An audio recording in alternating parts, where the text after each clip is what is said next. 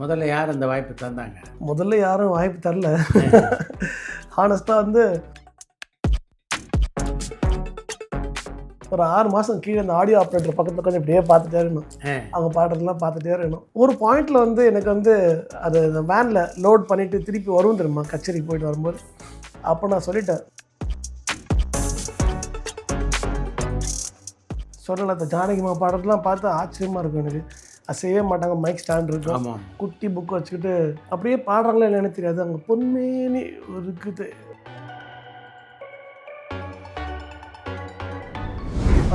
Ganga மரன் sir தான் show வந்து தொகுத்து வழங்குறாரு. அது பெரிய ஸ்டார் நைட் ஷோ. அப்போ வந்து ஸ்ரீனிவாஸ் சார் தான் ஒரு பாட்டு பாடதாக இருந்தது, மண்ணில் இந்த காதல் அன்றி. அவர் வந்து அந்த டைமில் வந்து இந்த பாட்டு எனக்கு சொல்லவே இல்லை, நான் ரெடி இல்லை அப்படின்னு சொல்லும்போது, ஆனால் அந்த பாட்டு most wanted song, public request, பாடி ஆகணும். யார் பாடுறான்னு கேட்டாலும் நான் பாடுறேன்னு சொல்லி. அந்த பாட்டு அதுக்கப்புறம் தொடர்ந்து உங்களுக்கு வாய்ப்பை பெற்று தந்ததா இல்லை திரும்பவும் போராட்டம் தானா? அந்த பாட்டு மூலிமா தான் சொல்ல முடியாது. நம்ம ஆளுங்க தானே நம்மள இவ்வளவு தூரம் சப்போர்ட் பண்ணி கூட்டிட்டு வந்தாங்க. அவங்களுக்கு தெரியாதா அவங்களோட பெஸ்ட் ஹாலிடேஸ் நம்ம கூட தான். GT Holidays, South India's #1 travel brand. நான் எப்படி இங்க வந்தேன்? ஒண்ணுமில்லமா, உனக்கு ஒரு சின்ன ஆக்சிடென்ட். நீ எல்லாத்தையும் மறந்துட்ட. உனக்கு மெமரி இஷ்யூஸ் இருக்கு.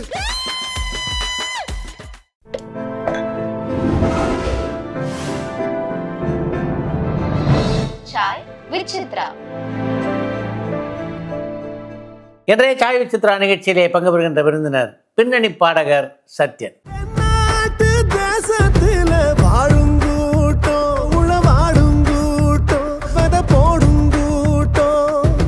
மேடை கச்சேரிகளில் பாடிக்கொண்டிருந்த சத்யனை ஒரு பின்னணி பாடகராக்கிய பெருமை இசையமைப்பாளர் பரத்வாஜுக்கும் கமலஹாசனுக்குமே சொந்தமானது.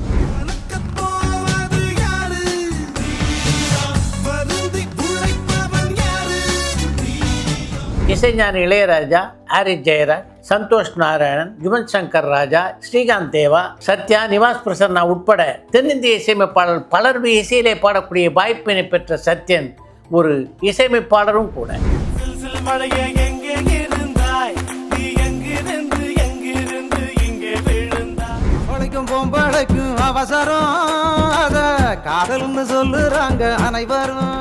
ஒரு பின்னணி பாடகராகவும் இசையமைப்பாளராகவும் தான் பெற்ற அனுபவங்கள் பலவற்றை இந்த நேர்காணலிலே பகிர்ந்து கொண்டிருக்கிறார் சத்யன்.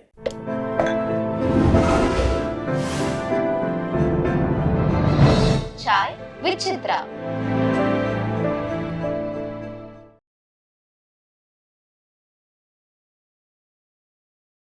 வணக்கம்.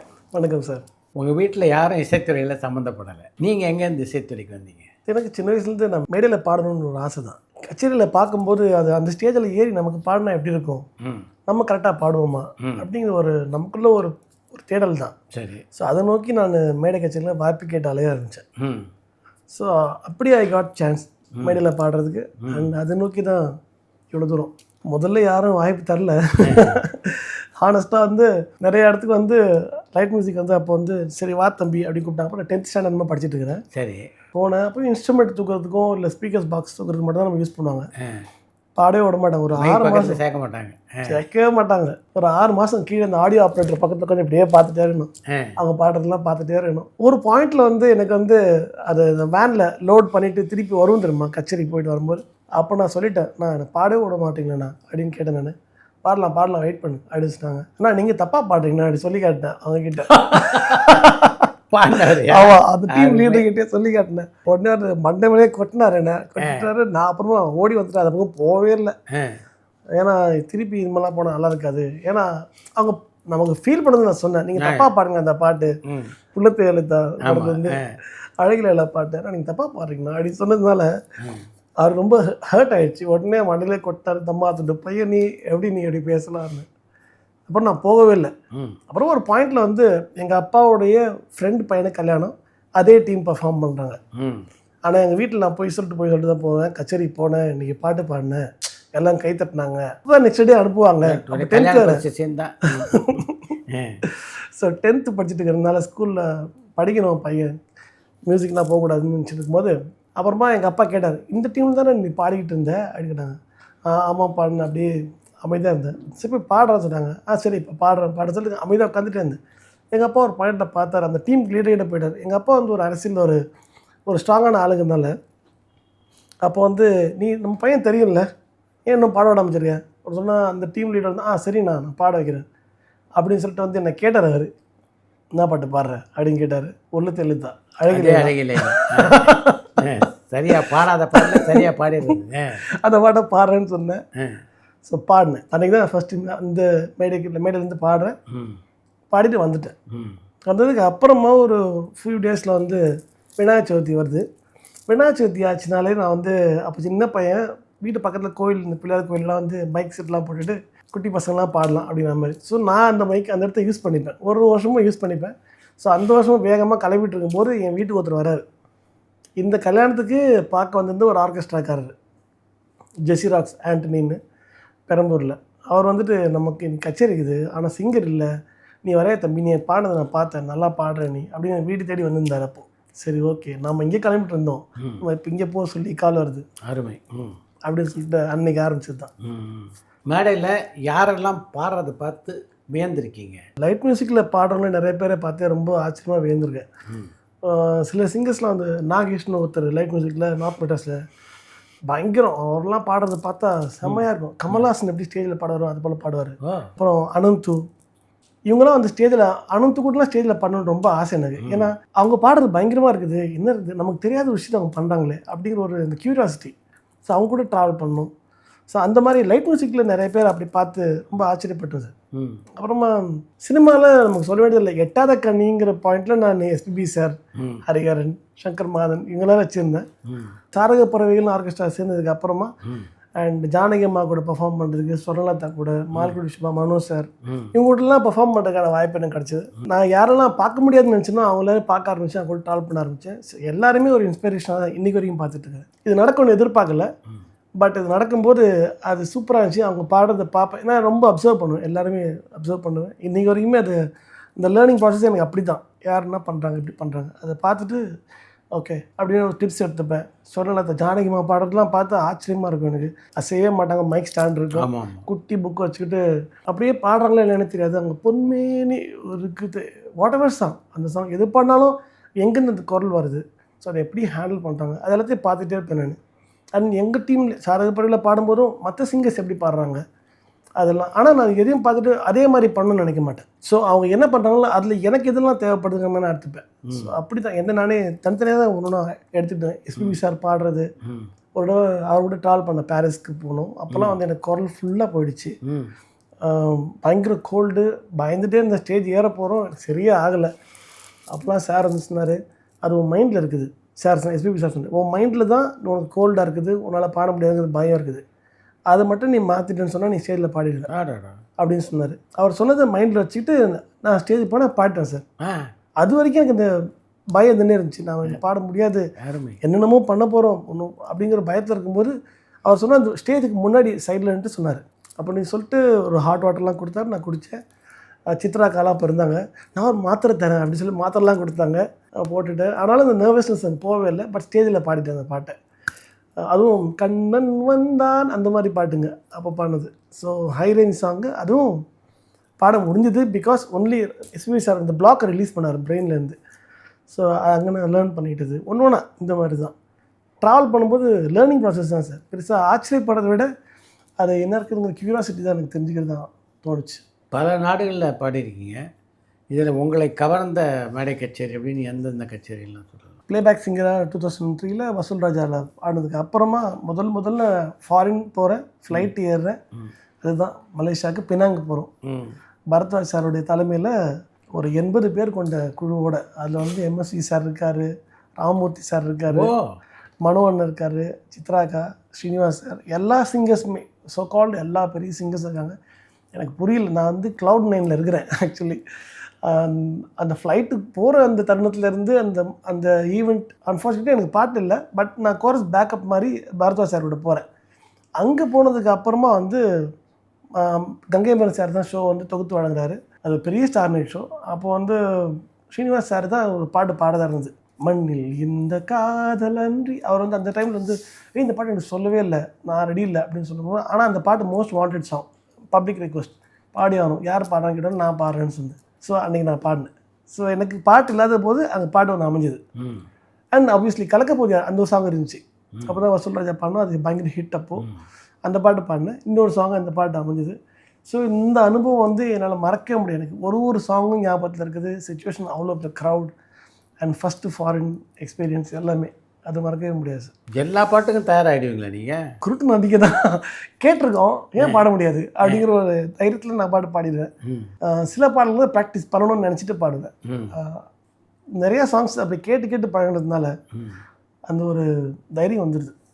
ஏன்னா நான் பாட்டு கேட்டு பழகினதுமே வேறு மாதிரி டிஃப்ரெண்ட்டாக இருக்கும். எங்கள் வீட்டில் டேப் ரெக்கார்டெலாம் கிடையாது. அந்த டைமில் ரொம்ப கஷ்டமான சுச்சுவேஷன் தான். ஆனால் கச்சேரியில் நான் போயிட்டுக்கிறேன். இன்றைக்கி ஈவினிங் ஒரு பாட்டு பாடணும் அப்படின்னு சொல்கிறாங்க. அந்த பாட்டு நான் ப்ராக்டிஸ் பண்ணுறதுக்கு நம்ம அப்போல்லாம் கேசட் ரெக்கார்ட் பண்ணுற கடை ஒன்று இருக்கும்ல. அதே போல் பெரம்பூரில் அந்த காந்தி சிலை கிட்ட வந்து ஒரு கடை இருக்கும். அந்த கடைக்கிட்ட போய்ட்டு அவர் தெரிஞ்சவர். அவர் தான் எனக்கு இந்த பாட்டெல்லாம் ப்ளே பண்ணி காட்டுற ஒரு மியூசிக் டைரக்டர் மாதிரி எனக்கு அவர். அதுக்கு முன்னாடி போய்ட்டு அந்த 50 காசுக்கு பாட்டு புக் வைப்பாங்க. அதை வாங்கிட்டு வந்து ரெடியாக வச்சுருவேன். நான் போடுங்க நான் கேட்கலான்னு. ஸோ சம்டைம்ஸ் என்ன ஆகும்னா அப்போ தான் ரெக்கார்டிங் ஓடி இருக்கும் அவர் கடையில். சரி வெயிட் பண்ணுடா, ரெக்கார்டிங் போயிட்டுருக்குது அப்படின்னு ஒரு 1.5 மணி நேரம் வெயிட் பண்ணணும் அந்த பாட்டு ஒரு பாட்டு ப்ளே பண்ணுறதுக்கு. அப்புறமா அந்த 1.5 மணி நேரம் கழிச்சு இந்த ஒரு பாட்டு ஒரு வாட்டி தான் போடுவேன்டா அப்படின்னு சொல்லுவார். போடுவார். நான் அதை கேட்டுப்பேன். அந்த லிரிக்ஸோடு அதை பை ஹார்ட் பண்ணிட்டு அன்றைக்கி ஸ்டேஜில் பாடுவேன். ஆனால் பியூட்டி என்னென்னா அந்த 1.5 மணி நேரம் வெயிட் பண்ணல, மற்ற பாட்டு ரெக்கார்ட் ஆகும் ட்ரெயினில். ஸோ அதுவும் கேட்டுட்டு இருப்பேன். ஸோ அந்த லிஸ்னிங் பவர் தான். ஸோ அதுபோல் நிறைய பாட்டுகளை கேட்டு கேட்டு கேட்டு எங்கள் வீட்டில் பழைய பாட்டுங்க போடும் சம்டைம்ஸ். அந்த மாதிரிலாம் பாடல் நிறையா கேட்குறது தான், கேட்கறது மூலிமா. ஸோ நிறைய பாட்டு பாட முடியும்னு ஒரு நம்பிக்கை இருக்குது. அப்பப்போ சத்யனுக்கு கிடைத்த முதல் பாராட்டு எப்போ எங்கே? ஸ்டேஜில் வச்சு கமல் சார் சொன்னது தான் வசூல் ராஜாவுக்கு. அந்த வசூல் ராஜா பாடின அப்புறமா அந்த சாங் ரிலீஸ் பண்ணிட்டாங்க. வெளியே அப்படி சார் இறங்கும்போது நாங்கள் நின்றுட்டு இருந்தோம். ஷோல்டரில் தட்டிட்டு ஆல் த பெஸ்ட் அப்படின்னு சொல்லிட்டு வந்தார். அது எதிர்பார்க்கல. நான் எல்லாருக்கும் சொல்லலை. அவர் அங்கே வச்சுட்டு ஆல் தி பெஸ்ட்னு ஷோல்டர் டேப் பண்ணிட்டு அது இறங்கும்போது அது ரொம்ப ஒரு ப்ரெஸ்டிஜியஸ் மொமெண்ட்டாக நான் இப்போ வரையும் ஃபீல் பண்ணுறேன். வசூல் ராஜா பாட்டு தான் உங்களை திரையுலகத்துக்கு அறிமுகப்படுத்திய பாட்டு. எப்படி அமைஞ்சது பரத்வாஜ் இசையில் பாடக்கூடிய வாய்ப்பு? நம்ம லைட் மியூசிக்கில் இருந்துட்டு அடுத்தது என்ன பண்ண போகிறோம் அப்படின்னு ஒரு கேள்விகளோட தேடல் தான். மறுபடியும் வாய்ஸ் டெமோ ரெக்கார்ட் பண்ணிவிட்டு சிடிஸில் எல்லா மியூசிக் ஆர்டிஸ்ட்கிட்டையும் கொண்டு போய் கொடுக்க ஆரம்பித்தேன். யுவன் சங்கர் ராஜா, பரத்வாஜ் சார், வித்யாசாகர் சார், மணி சர்மா, ஹரி ஜெயராஜ், இவங்க எல்லாருமே பார்த்தேன். யாரெல்லாம் நான் மியூசிஷியன்ஸ் யாரெல்லாம் பார்க்குறேன்னு அவங்க எல்லாருடையும் கொடுத்துருந்தேன். யுவன் கிட்ட இருந்து ஃபர்ஸ்ட் எனக்கு கால் வந்துச்சு. ஆனால் அந்த ரெக்கார்டிங் வந்து நான் போனேன், வெயிட் பண்ணணும், லிரிக்ஸ் நடத்தும். பட் ரெக்கார்டிங் நடக்கலை. இன்னொரு நாள் கட்சி வச்சுக்கலாம் அப்படின்னு சொல்லி அனுப்பிட்டாங்க. நைட் லேட் ஆகிடுச்சுன்னு. ஆனால் அப்புறமா அந்த ரெக்கார்டிங் நடக்கவே இல்லை. அது வேறு மாதிரி ஆகிடுச்சு. ஸோ நமக்கு செட்டாகலை என் டைமிங் என்ன அப்படி விட்டுருக்கும்போது இப்போ பரத்வாஜ் சார்கிட்டேருந்து ஒரு கால். அதே தான் நான் ஃபாலோ பண்ணிகிட்டே இருப்பேன் எல்லாரையுமே. அது ஒரு ப்ராக்டிஸ் எனக்கு. ஏன்னா அவங்களுக்கு 1000 வேலை இருக்கும் எல்லாருக்குமே. அப்புறம் இந்த புரிதல் தான். அவங்க மறந்துடுவாங்க, நம்ம ஞாபகத்தில் வச்சுட்டு பண்ணணும்னு அவசியம் இல்லை அப்படின்னுங்கிற தாட்டில் அப்பப்போ ஒரு ஃப்ரீக்வெண்ட் கேப் விட்டு நான் எல்லாரையும் ஃபாலோ பண்ணிட்டு இருப்பேன். ஸோ அந்த வகையில் பரத்வாஜ் சாரையும் ஃபாலோ பண்ணிட்டுருந்தேன். அப்போ அவருடைய சவுண்ட் இன்ஜினியர், அவர் தப்லிஸ்ட்டும் கூட, மிஸ்டர் சுரேஷ்னு, அவர் தான் சொன்னார், சார் வந்து இப்போ கச்சேரி பண்ண போகிறாரு, அன்றைக்குமா அதுக்கு ஒரு சிங்கர் தேவைப்படும், நான் சார்கிட்ட சொல்கிறேன் அப்படின்னு சொல்லி சொன்னாங்க. அப்போது அந்த வாய்ப்பு எனக்கு கிடச்சிது. அவர் லைட் மியூசிக் ஷோ பண்ண ஆரம்பித்தார். அப்போது ஒரு சிங்கர் தேவைப்படும், நான் வந்து பாடினேன். பாடும்போது சாருக்கு ரொம்ப பிடிச்சிருந்தது. ஓ நல்லா பாடுறீங்க சொன்னார். ஸோ ஷோவும் நல்லா பர்ஃபார்ம் பண்ணோம். அது ரொம்ப ஹாப்பியாக இருக்கும். அதுக்கப்புறமா தான் வந்து ட்ராக் பாட கூப்பிட்டார். உடனே ட்ராக் பாடினேன். ட்ராக் பாடி ஒரு ட்ராக் முதல்ல பண்ண அதே ஓகே ஆகிடுச்சு. அம்மா அப்பா செல்லம்னு ஒரு படத்தில் முதலாய் வந்த காதல் அந்த பாட்டு பாடினேன்.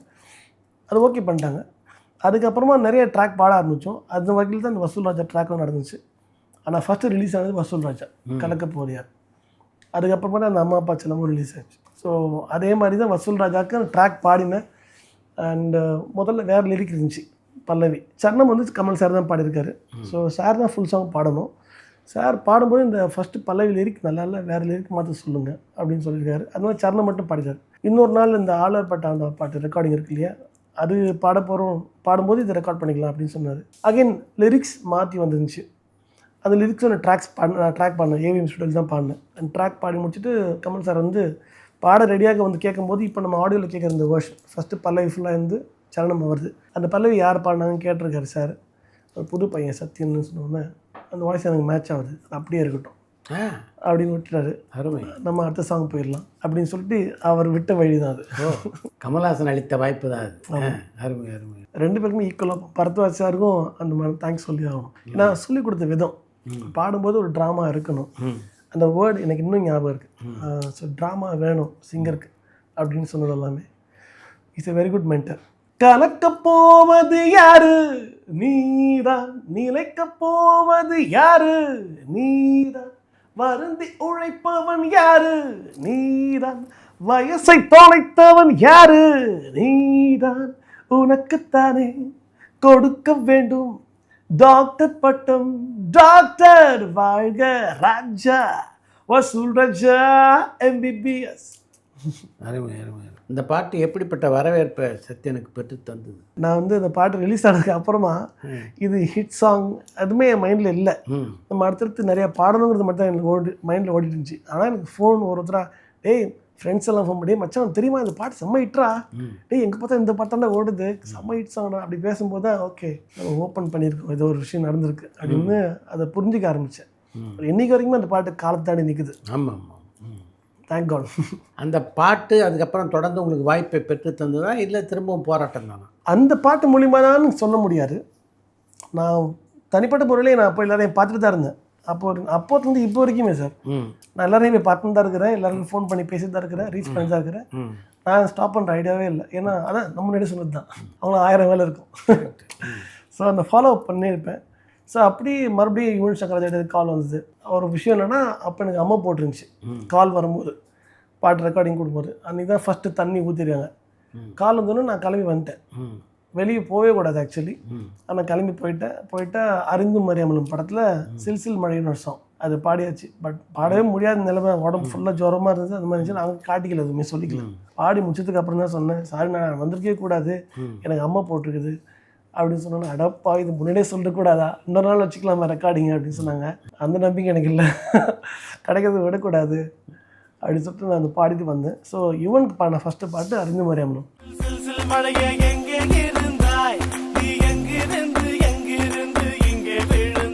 அண்ட் அதே வகையில் எல்லாரையும் இப்போ ரீச் பண்ணதில் ஸ்ரீகாந்த் தேவா கிட்ட பாடியிருக்கேன் நிறையா. அண்ட் ஹாரிஸ் சார் கிட்ட நிறையா ஹார்மனிஸ் போக ஆரம்பித்தேன். அப்புறமா அவரும் சாங்ஸ் கொடுக்க ஆரம்பித்தார். ஸோ இது போல தான் ரேப். இந்த இசையமைப்பாளர்கள்லாம் சந்திக்கிறது எளிதாக இருந்தது அவங்களுக்கு? அவ்வளோ இல்லை. நான் ஆரம்பத்துலேருந்து ரஹ்மான் சாரை பாடம் நிறைய ட்ரை பண்ணேன், அதை பார்க்கவே முடியல. ஆனால் தர்காலாம் போய் பார்த்துருக்கேன், நின்றுருக்கேன். ஸோ ரஹ்மான் சார்லாம் நிறையா வாட்டி ட்ரை பண்ணி பார்க்க முடியல, அவ்வளோ சீக்கிரம் அமையல எதுவுமே. ஹாரிஸ் ஆகட்டும் எல்லாருமே, அதுக்கு மேனேஜர்ஸ் எல்லோரும் இருப்பாங்களே. ஸோ வெயிட் பண்ணி தான் பார்க்கணும். ஹாரிஸ் சார் நான் வந்து சான்ஸ் கேட்கும்போதெல்லாம் பார்க்க முடியல. டெமோலாம் வந்து மேனேஜர்ஸ்க்கு மூலியமாக கொடுத்துருந்தேன். அப்புறமா ரெக்கார்டிங் இப்போ தான் நான் அவங்கள பார்க்க ஆரம்பித்தேன். ஈவன் கூட அந்த மேனேஜர்ஸ் கிட்ட தான் கொடுப்பேன் நான் டெமோவை. ஸோ அவங்கள பார்க்கவே முடியாது மோஸ்ட்லி அந்த டைமில், ஏன்னா அவங்க பிஸியாக ஒர்க்கில் இருப்பாங்க. ஸோ முன்னாடி இவங்க தானே இருப்பாங்க. பல திரைப்படங்களில் பாடினதுக்கப்புறம் பாடகர்கள் நிறைய அப்படி தான் இருக்கா இன்றைக்கி? அது இந்த சேலஞ்சஸ் தான் சார் இருக்குது இப்போ வரைக்கும். இப்போ இன்னும் நிறைய சேலஞ்சஸ் இருக்குது. என்னென்ன? Too many singers number 1, and too many technical exposures. Like யார் வேணால் இன்றைக்கி பாடலாம், பேசினாலே பாட்டாக மாற்றிடலாம். அது ஒரு விஷயம் இருக்குது. ஸோ அது பத்தாவதுக்கு இன்னொரு சேலஞ்ச், பெரிய சேலஞ்ச் எல்லாருக்குமே ஏஐ வந்துருக்கு. ஸோ இந்த சேலஞ்சிலையும் வந்து சர்வே பண்ண முடியாதெல்லாம் ஒன்றும் இல்லை. If you have real talent கட்டாயமாக அதுக்கு தனியாக தான் நிற்கும். ஸோ அந்த நம்பிக்கை இருக்குது எனக்கு. அதை நம்ம வளர்த்துக்கணும். எல்லா சேலஞ்சஸும் வரதான் செய்யும், நாம் எவ்வளோ ஸ்ட்ராங்காக இருக்குங்கிறது பொறுத்து தான் இருக்குது. இப்போவும் அந்த பிரச்சனைங்க எல்லா சிங்கர்ஸ்க்குமே இருக்க தான் செய்யுது, அதில் மாற்றமே இல்லை. ஒரு சாங் பாடிட்டு இந்த சாங் வந்து வேறு சிங்கர் ட்ரை பண்ணலாமா ஒரு தாட் எல்லாருக்கும் வரலாம். ஆனால் எஸ்பிபி சார் பாடினதுக்கப்புறம் அது வரவே வராதுங்கிறது என்னோட கருத்து. ஏன்னா அவர் யுவனுக்கு நிறைய ஒர்க் பண்ண ஆரம்பிச்ச டைமில் வந்து ராஜா சாருக்கும் அப்படியே சென்ட்ரல் ஒரே ஹவுஸ் தானே. ஸோ அப்படியே போனோம், அங்கே ஹார்மனிஸ் பாட ஆரம்பித்தேன், சாரிகிட்ட கோரஸ் பாட ஆரம்பித்தேன்.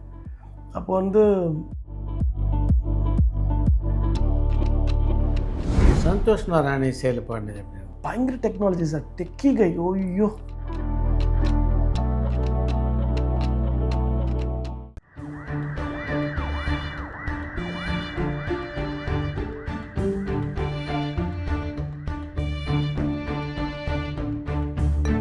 பரபரப்பான சினிமா செய்திகள், நட்சத்திரங்களின் பேட்டிகள், சினிமா வரலாறு ஆகியவற்றை பார்க்கவும் படிக்கவும் உங்களுக்கான இணையதளம் touringtalkies.co.